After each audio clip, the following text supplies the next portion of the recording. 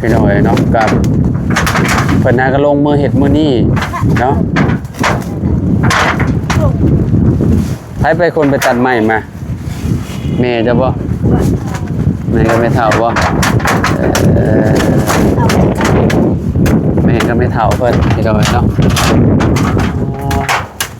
แพ้นี่มันบ่ได้อยากมั่นบันไดเลยพี่น้อยเนาะแต่ว่าตากแดดไปดุๆนี่โดดๆนี่คือแบบขาดเลยพี่น้อย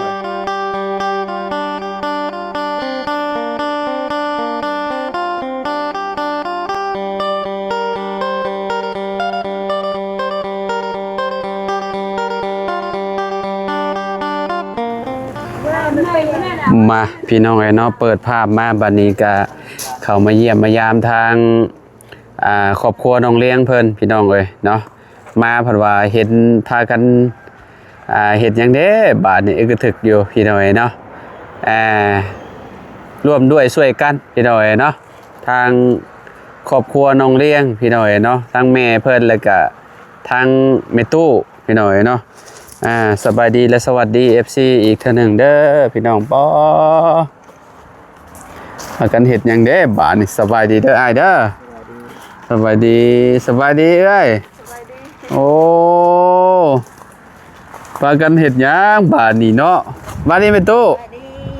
ไผน่ะน้องเลี้ยงบ่สบายดีเด้อปอเฮ็ดอีหยังนี่บ่อนดังไฟบ่ป้าพี่น้อยนะเป็นเฮือนครัวเนาะต้องเอาลง2ข้างเขาว่ะลงข้างนี้พร้อมถ้าเอาไว้ข้างเดียวแล้วมันฮะโอ้อยู่บ่โดนดอกอันนี้น่ะเอาอย่าจ้ะมันนับไปพุ่นแล้วมันปล่อยไปพุ่นนึงต้องเฮ็ดบนใดอันให้มันค่อยบนใดบนหนึ่งลงเขาว่าปล่อยแล้วเนี่ยปล่อยแล้วก็บ่ได้เอาอันนี้ลงอีกบ่นี่บ่ได้เฮ็ดให้มันอันน่ะบ่จำได้บ่อากาศจนต้องตัดเอาเองเขาว่าไม้นี่ไม้ในมือนี่ไอ้นี่ไม้ตัวนี้อันนั้นก็เขาก็ดึงลงเวลาน้ำมาเลยให้มันไหลลงไปพุ่นเลยไอ้คือเปรียดไอ้เปรียดคนเปรียดพี่น้อยพากันเห็ด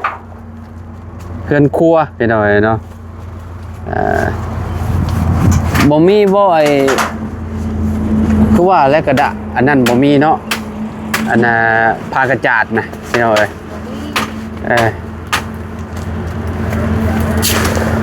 คือแบบนั้นมุมนั่นพร้อมนะมุมนั่นก็ต้องเอาลงนะเพราะว่ามันเขาต้องให้น้ำมันไหลลงไปเลยนะบ่ให้มันขังนะโรงเรียนสิเฮ็ดกินอยู่นี่ว่าบัดนี้พี่น้อยเนาะกับเพิ่นก็ลงมือเฮ็ดมื้อนี้เนาะไปคนไปตัดไม้มาแม่จะบ่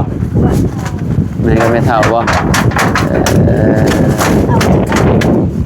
แม่ก็ไม่เฒ่าเพิ่นพี่น้อยเนาะแพ้นี่มันบ่ได้อยากมั่นบันไดเลยพี่น้อยเนาะแต่ว่าตากแดดไปดุๆนี่โดดๆนี่คือแบบขาดเลยพี่น้อยนี่ต้องให้น้ำมันไหลลงมาจังซี่อันนี้ต้องมุมนั่นให้มันสีสูงๆแม่นเนาะมุมนี้มันสูงแม่นพี่น้อยให้มันเป็นโมเดิร์นนะเอาง่ายให้มันดึงแพรลงแล้วก็ให้มันต่ำทางนี้เวลาฝนตกมาแล้วมันจังบ่ข้างเนาะมีตู้ก็มาซอยลูกซอยร้านขนาดเลยเนาะเป็นได้ทางสามีเจ้าพ่อเจ้าน่ะไอ้พ่อเจ้าน่ะอันผัวเจ้าน่ะยังบ่ได้ยังบ่ใครบ่ตอนนี้ก็ใส่น้ำเกลือส่งสโลมส่งเศร้าใส่น้ำเกลือเบิดแล้วบ่ยังบ่ได้เบิดบ่ประตูเจ้าใส่น้ำเกลือยังบ่เบิดบ่หรือว่าเบิดแล้วบ่มีแล้วเราไปเอายามากินแล้วบ่ยาน่ะบ่ฮู้คิดว่าหรือว่ายังบ่เลี้ยงไปเอามาแล้วบ่เบาดียาน่ะเพิ่นไปเอามาแล้วบ่ไอ้ยะสิไปจะไปสปอนเฮายังบ่หักไม้กินหักไม้ก่อนติ ต้องเบิ่งทางใหม่ก่อนเนาะ แล้วไอ้ทางไกลเตะได้อยู่ เป็นไดมีหยังถึก ฮะ มันล้ม เจ็บหลังบ่ บ่เคยล่มตอนที่เขาว่าโจรนะคอยแล่นไปหาน่ะ ฮะ คอยก็เลยล่ม โจร อยู่โรงงาน ยังล่มอยู่โรงงานเมื่อได้จับโจรน่ะ เมื่อวานนี้ เมื่อวานนี่ได้บ่ ได้แต่ จับ มัน ได้บ่โจรน่ะ ได้โดนแต่ทำจับแล้ว จับแล้วก็ปล่อยคือเขา ได้เอาไป อ้าวเป็นหยังคือปล่อยคือเขา อ้าวเราน่ะเราหนีเองเนาะ ได้เอาผู้คนเลยผู้บ้าน รู้แล้วเด้ ผู้จับ เราบ่ยอมอยู่นะ เราได้หยังเนี่ยไป ใส่ไทยลายแล้ว แต่เราไม่ได้เอาอันนั้นเราไม่ได้เอาไป เราไม่ได้เอาไปแล้วอันนั้นเขาเอาแต่เราเลย เราหลักตอนจักโมง ตอน2 โมง 4 โมง 4 โมงแรง ลักเสร็จประมาณเต็ม2 โมง2 โมงเขาได้จับ4 5 2 โมงกลางเว้นนี่นะ เขาจับเรานะ5 โมง 5 โมงเขาได้ คือว่าเจ้าคือว่าซุมเจ้าก็อยู่ในหันอยู่คือว่าอันโจรจับ แต่แบบว่า ไอ้โจรให้โจรมาบด เขามันหลอกคนให้มาลายมือมาเลยแต่เขาเห็น ให้คนมาลาย แต่เขาโทรแต่ละคนให้มาพูด คือให้ แบ มา บ อุ้ ว่าม มันเด้ผู้หนึงอยู่ ซุ ข้าม ง เจ้าวางแผน แม่น วางแผนให้โจรมาลัก บ่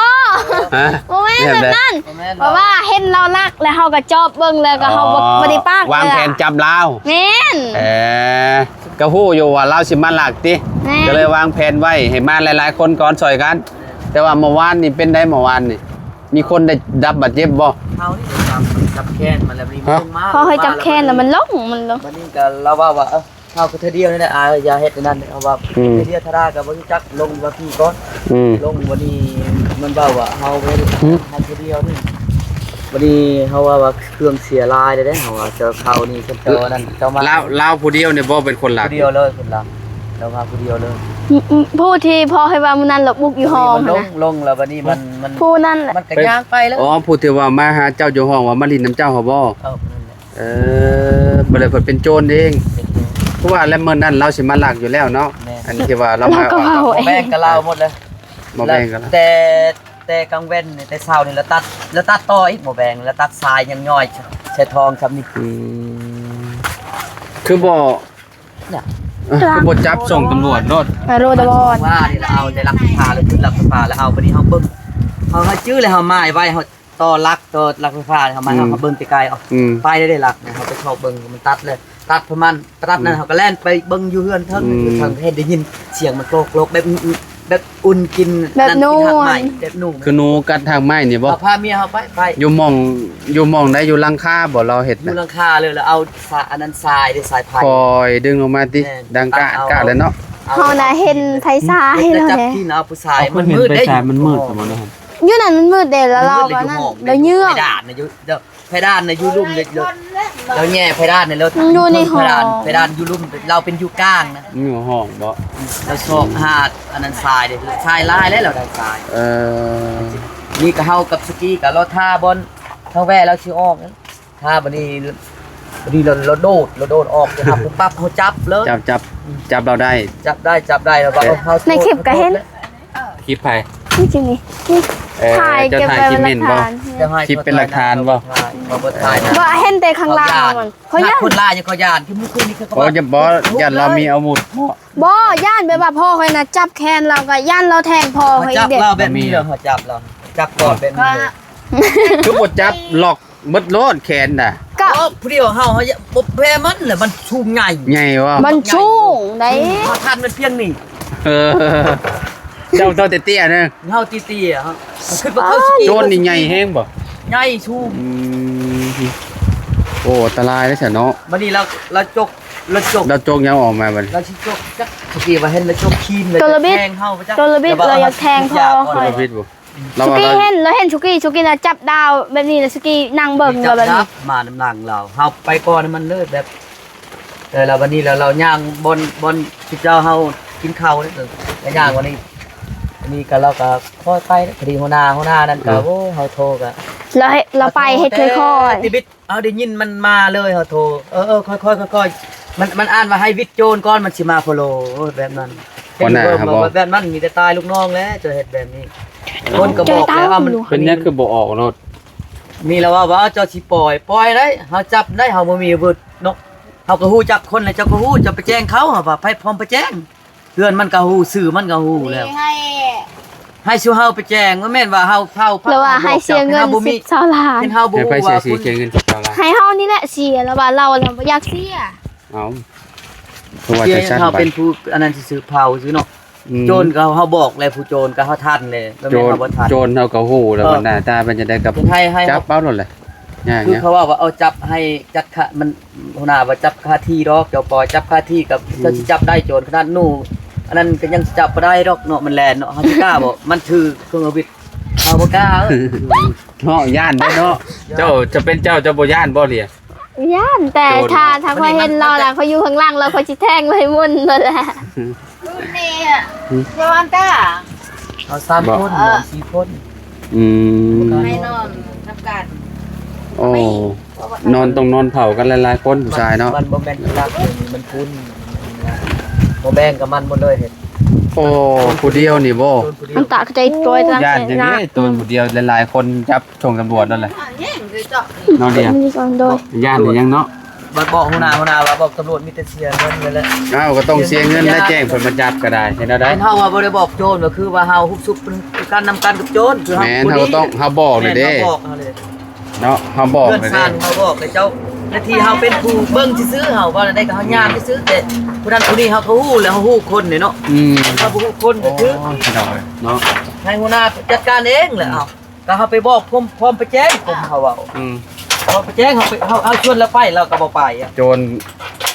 รผัดโจรอยู่แถวเขตนี่เนาะ แม่น บ่ได้ไกลหั่นน่ะฮู้อยู่หั่นน่ะพี่น้องเอ้ยเนาะ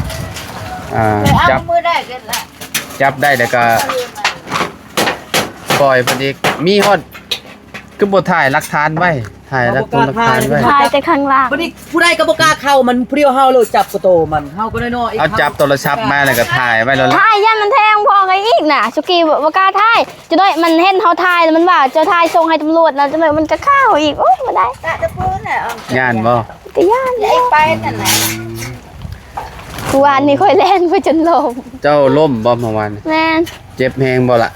เจ็บตอนทวิตนะตอนนี้ก็ยังเจ็บ ตอนนี้เจ็บอยู่บ่ เวลาเขานั่งแล้วเขา เจ็บมาแนวเลยบ่อืมอันตรายเด้เจ้าจะไปเข้าใกล้เดี๋ยวจะเป็นยิงอ่า ว่า จะต้องระวังเด้ ออก อันตรายเด้น้องเลี้ยงเอ้ยเนาะผู้ชายขนาดผู้ชายยังย่าน เจ้าไล่แล่นจับโจรแล่นถ่ายคลิป บ่ค่อยแล่นไปเอาโทรศัพท์ แล่นไปเอาโทรศัพท์มาถ่ายคลิปเพิ่นเห็นบ่ แม่น อืม ว่าสิโทรอันนั้นโทรหัวหน้าแน่ บ่ได้ม่วนเลยยังก็บ่ม่วน อืมตกลงจะบ่ได้ออกบ่เวียกอะ ไม่เลือกมันปืนเนือบเด้อลือ ดูหันเลยบ่ดี เลือ อยู่ ก เงินเดือนบริจาย3 เดือน 3 เดือน แหละ 4 เดือนแล้วเนาะ เลยกับหรือว่าบ่มีเงินเดือนมีเงินเดือนเขาก็ต้องออกอยู่แล้วเพราะว่ามันเวลาเขาอยู่แล้วมันก็ลำบากเดี๋ยวเขาก็ตายเอง แค่ล่ะพี่น้องเอ้ยเนาะอันตรายได้พี่น้องเอ้ยนี่โจรมีอันนี้เฮาอยู่เฮาก็บ่มีความสุขแล้วพี่น้องเอ้ยเนาะนอนเผาจะมื้อใดมื้อหนึงเพราะว่าเปิดห้องมา เนาะอันตรายเด้พี่น้อง จักเลยเครื่อง มันงัดห้องได้อีกบ่จักล็อกอยู่บ่เวลานอนอยู่ในหม่องเผานะ นอกกับมันยานแบนมันทับแล้ว แว่นได้เนาะกระจกได้เนาะ ด้านหมดมันทับ อืม นอนมีแต่อัดแบนมันบ่ยัก อ่านน้ำตรงคือกันคือห้องคือบ้านน่ะ แล้วฮู้หมดแล้วว่า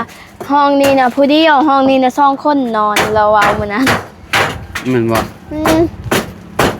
ดีแต่ชุมเจ้าช่วงนั้นชุมเจ้าไปนอน2 คนเผาเนาะ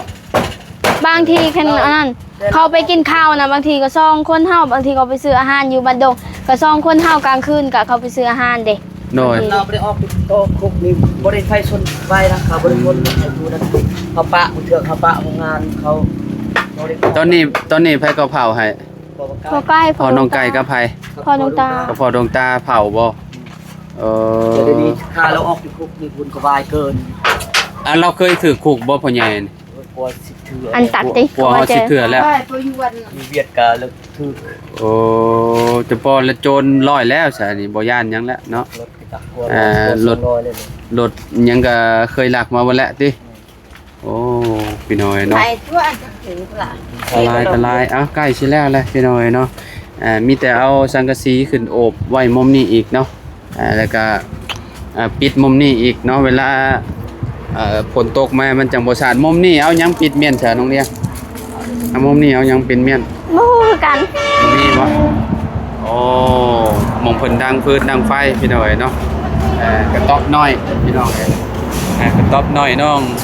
องเลี้ยงปะจีมาเฮ็ดอยู่เฮ็ดกินอยู่นี่แหละพี่น้อยเนาะเฮ็ดเมี่ยนก้อนแหละเนาะเฮ็ดจังใดเนาะเอาโอเคสับไปปลาแล้วพี่น้องอยู่ดีมีแห้งเบ่ทุกคนสบายดีปลาลุงก่อนมาเอาไม้นี่เนาะเด้อพี่น้องเด้อพ่อกันคลิปหน้าคลิปใหม่เด้อขอบคุณ FC บัดสุขุสุคนเนาะที่มารับชมคลิปพี่น้องเนาะเพราะว่าสิอยู่ในและก็ต่างประเทศพี่น้องเนาะขอบคุณหลายๆเนาะไปปลาแล้วสบายดีเด้อพี่น้องเนาะ